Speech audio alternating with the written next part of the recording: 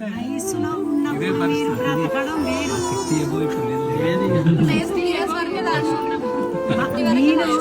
నేను మీ మాట మీకు ఎందుకు చెప్తున్నానంటే మా వయసు వచ్చాక కాదు, ఇప్పటి నుంచి కూడా మీ భార్యల్లా కాదు, కన్న పిల్లల మీద మీకు ఎంత ప్రేమ ఉంటుందో మీ భార్యల మీద కూడా మీకు అంత ప్రేమ ఉండాలి.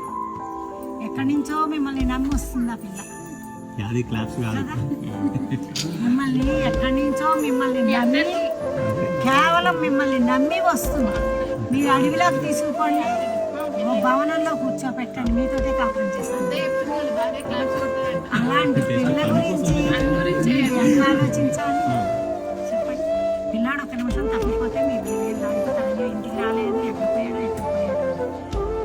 అంత ప్రేమ మీ భార్యల మీద చూపిస్తేనే ఆమె ఉంటుంది, కడవరకు ఉండక చేస్తుందా, కానీ ప్రేమగా ఉంటుంది. ప్రేమగా ఉండడం వేరు, బలిమి మీద ఉండడం వేరు.